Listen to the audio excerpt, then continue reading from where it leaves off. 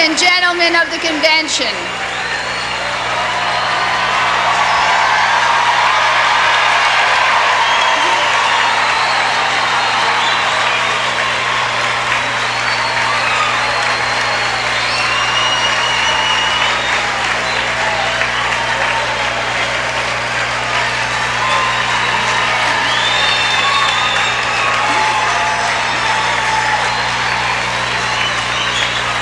ladies and gentlemen of the convention,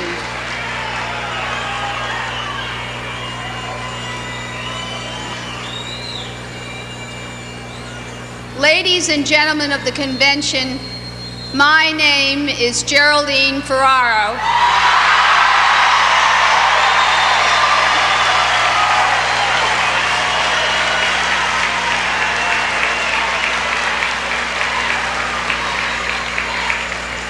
I stand before you to proclaim tonight, America is the land where dreams can come true for all of us.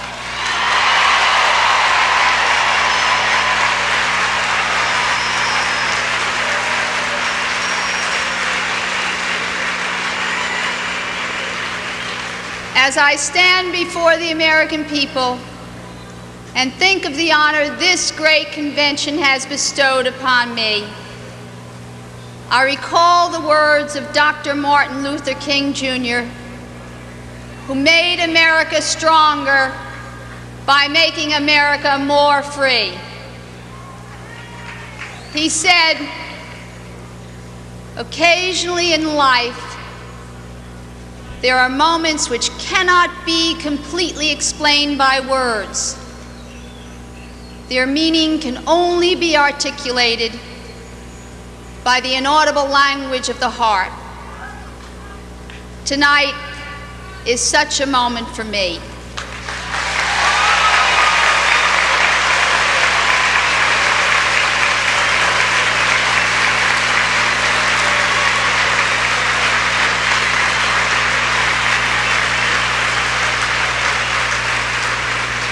My heart is filled with pride. My fellow citizens, I proudly accept your nomination for Vice President of the United States.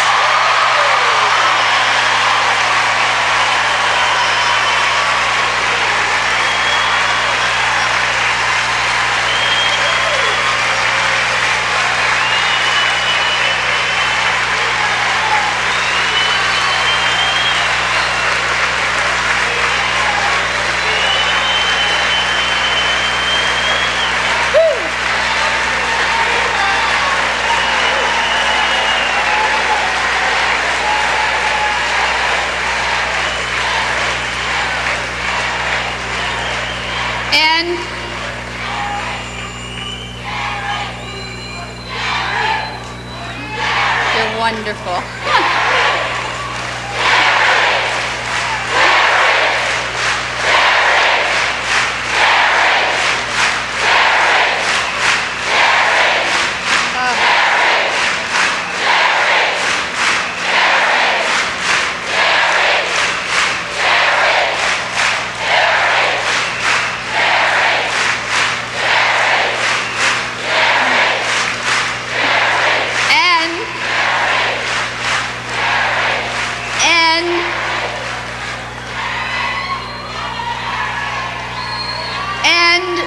I am proud to run with a man who will be one of the great presidents of this century, Walter F. Mondale.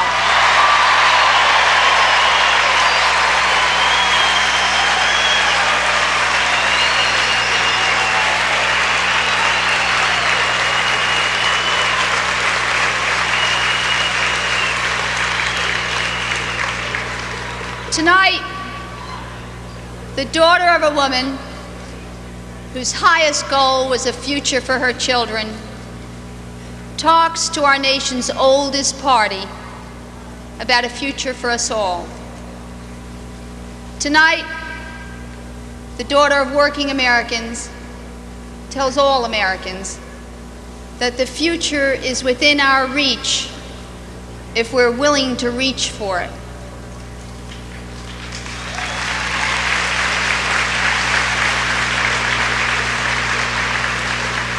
Tonight, the daughter of an immigrant from Italy has been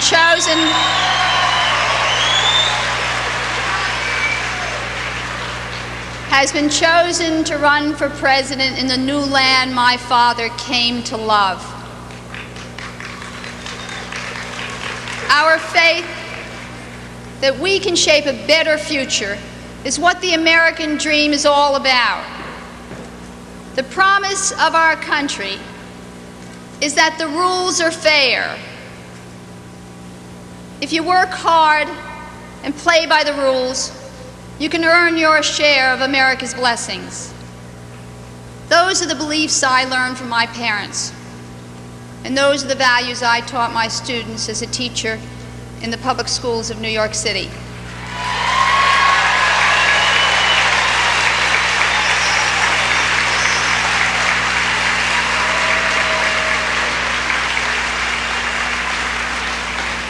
At night, I went to law school.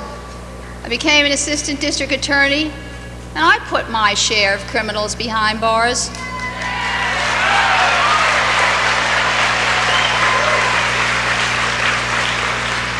I believe if you obey the law, you should be protected, but if you break the law, you must pay for your crime.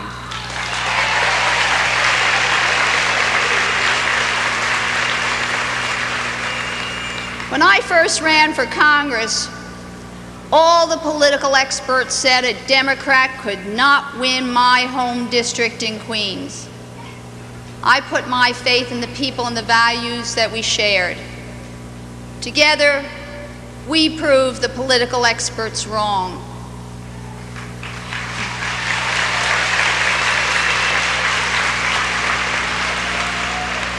In this campaign, Fritz Mondale and I have put our faith in the people, and we are going to prove the experts wrong again.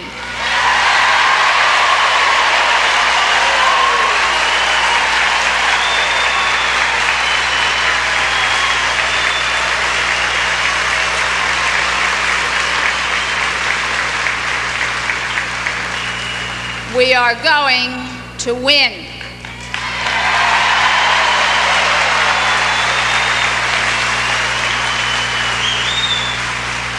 We are going to win because Americans across this country believe in the same basic dream. Last week, I visited Elmore, Minnesota, the small town where, yay, Elmore.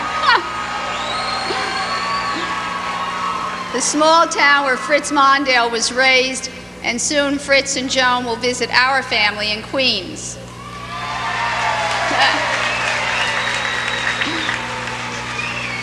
900 people live in Elmore. In Queens, there are 2,000 people on one block. You would think we'd be different, but we're not. Children walk to school in Elmore past grain elevators. In Queens, they pass by subway stops. But no matter where they live, their future depends on education, and their parents are willing to do their part to make those schools as good as they can be.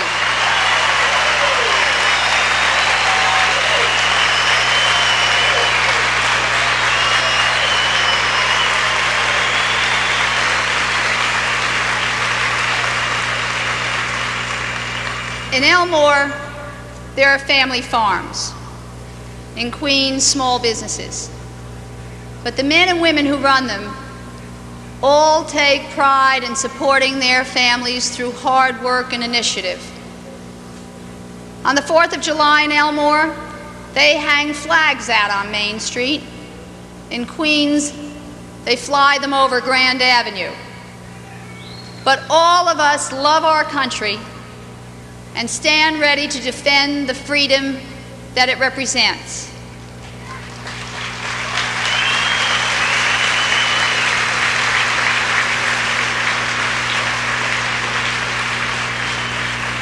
Americans want to live by the same set of rules. But under this administration, the rules are rigged against too many of our people. It isn't right that every year the share of taxes paid by individual citizens is going up, while the share paid by large corporations is getting smaller and smaller.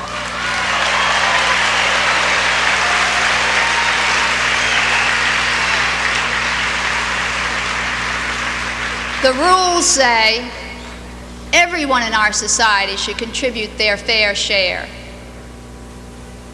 It isn't right that this year Ronald Reagan will hand the American people a bill for interest on the national debt larger than the entire cost of the federal government under John F. Kennedy.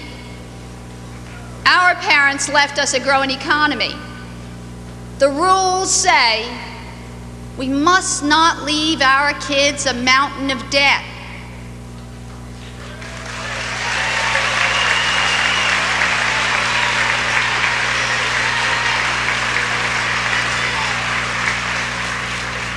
It isn't right that a woman should get paid 59 cents on the dollar for the same work as a man.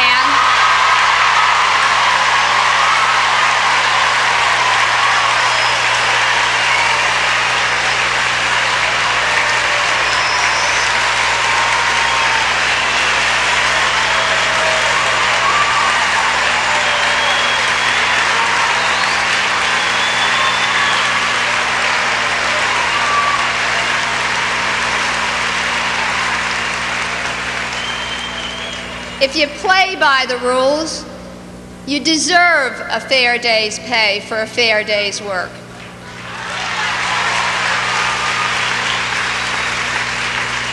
It isn't right that if trends continue by the year 2000, nearly all of the poor people in America will be women and children. The rules of a decent society say, when you distribute sacrifice in times of austerity, you don't put women and children first.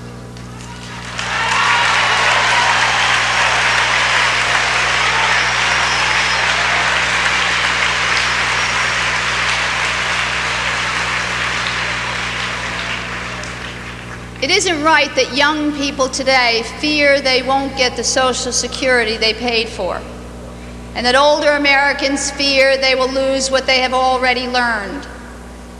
Social Security is a contract between the last generation and the next, and the rules say you don't break contracts.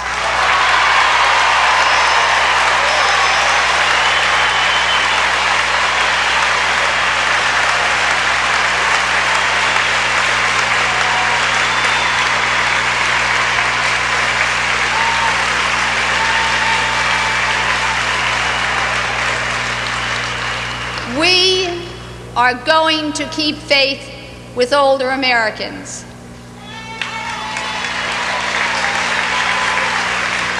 We hammered out a fair compromise in the Congress to save Social Security. Every group sacrificed to keep the system sound. It is time Ronald Reagan stopped scaring our senior citizens.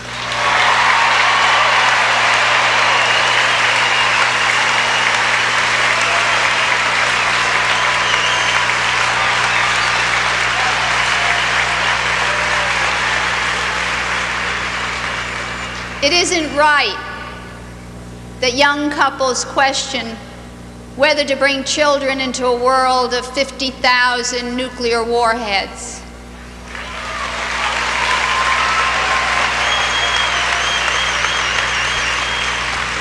That isn't the vision for which Americans have struggled for more than 2 centuries.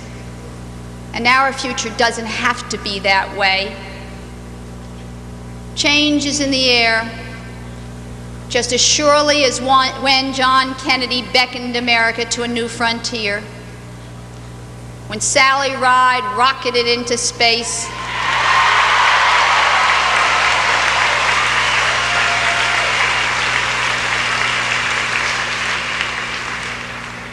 and when Reverend Jesse Jackson ran for the office of President of the United States.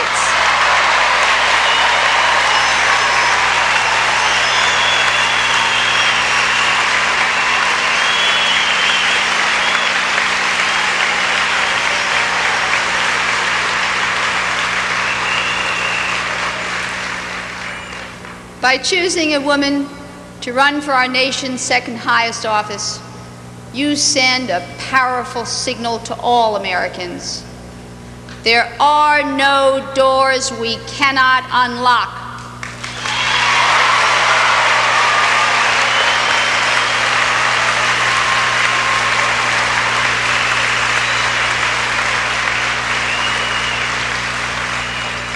We will place no limits on achievement. If we can do this, we can do anything.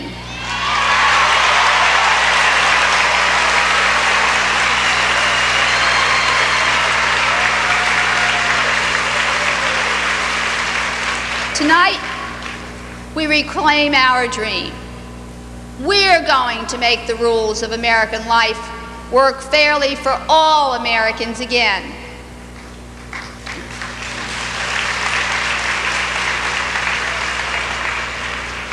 To an administration that would have us debate all over again whether the Voting Rights Act should be renewed and whether segregated schools should be tax exempt, we say, Mr. President, those debates are over.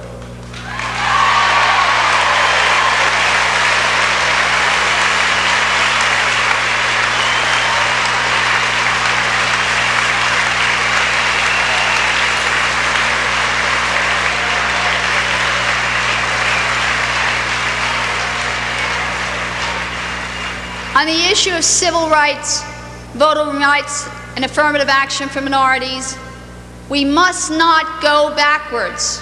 We must and we will move forward to open the doors of opportunity.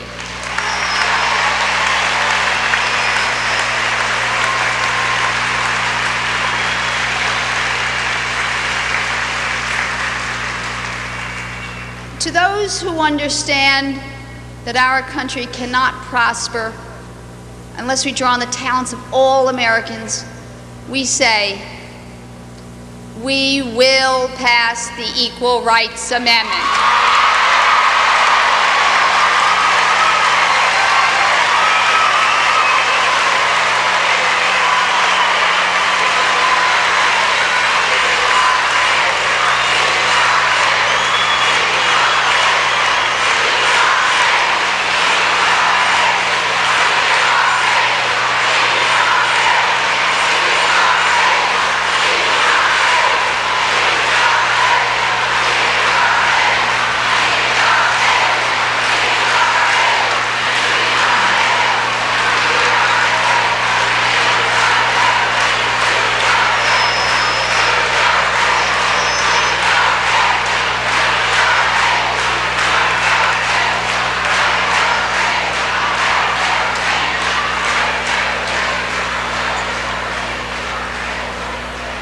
The issue is not what America can do for women, but what women can do for America.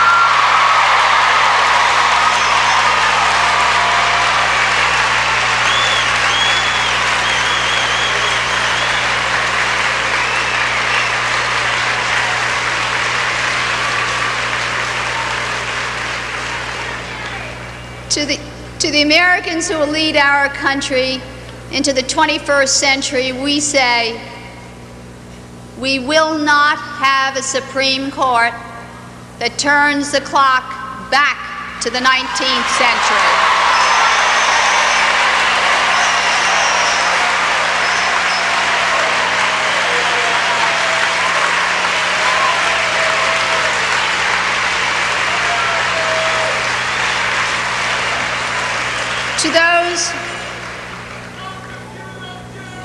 To those concerned about the strength of American and family values as I am, I say, we are going to restore those values: love, caring, partnership, by including and not excluding those whose beliefs differ from our own. Because our own faith is strong, we will fight to preserve the freedom of faith for others.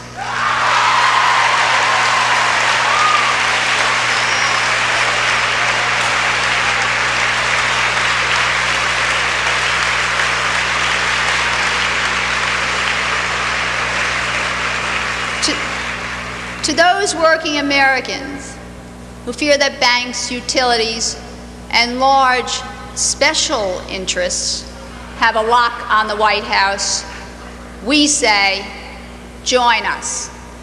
Let's elect a people's president, and let's have a government by and for the American people again.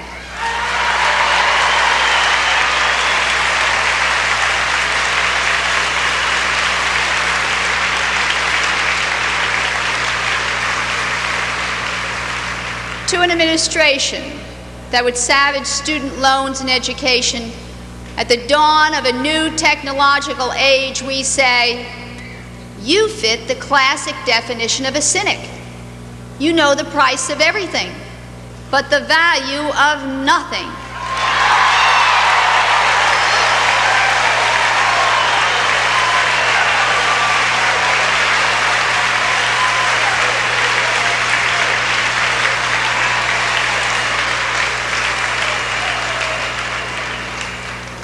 To our students and their parents, we say, we will insist on the highest standards of excellence because the jobs of the future require skilled minds.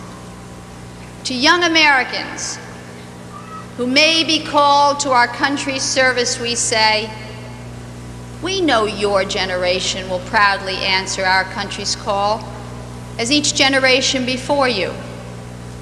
This past year, we remembered the bravery and sacrifice of Americans at Normandy, and we finally paid tribute, as we should have done years ago, to that unknown soldier who represents all the brave young Americans who died in Vietnam.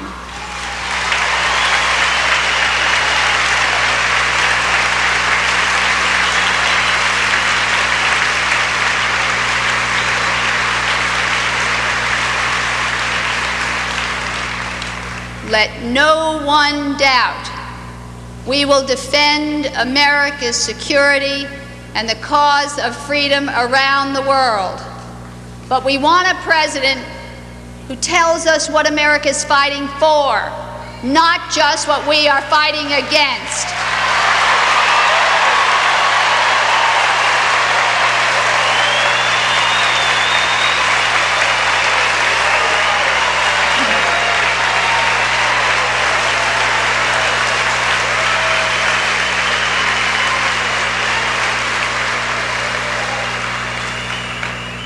We want a president who will defend human rights, not just where it is convenient, but wherever freedom is at risk, from Chile to Afghanistan, from Poland to South Africa.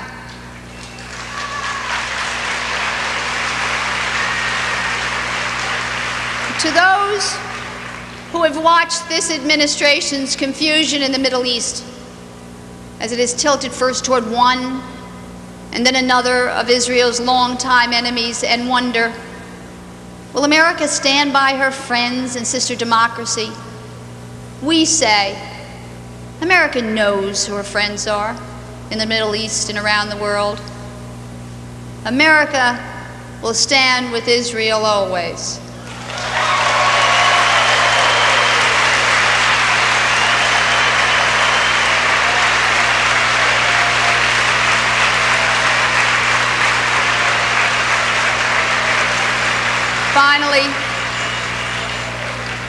Finally, we want a president who will keep America strong, but use that strength to keep America and the world at peace.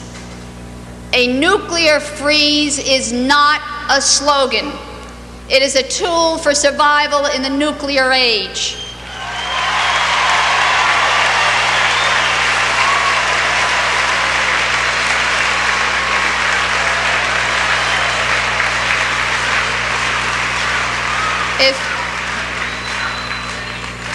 If we leave our children nothing else, let us leave them this earth as we found it, whole and green and full of life.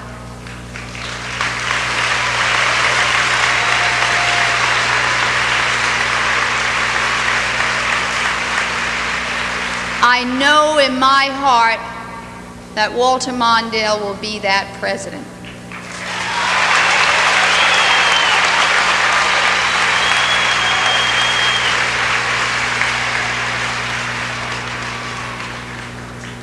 A wise man once said, "Every one of us is given the gift of life, and what a strange gift it is. If it is preserved jealously and selfishly, it impoverishes and saddens. But if it is spent for others, it enriches and beautifies." My fellow Americans, we can debate policies and programs, but in the end, what separates the two parties in this election campaign is whether we use the gift of life for others or only ourselves.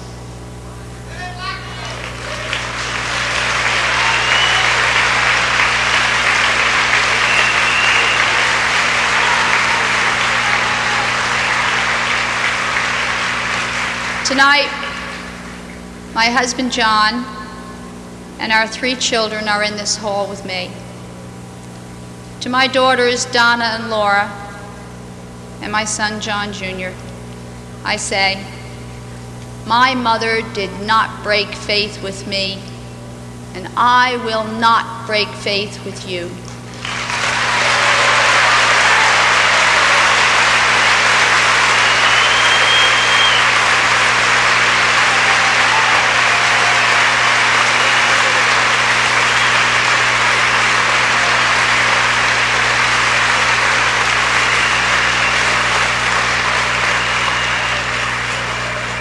To all the children of America, I say, the generation before ours kept faith with us, and like them, we will pass on to you a stronger, more just America. Thank you.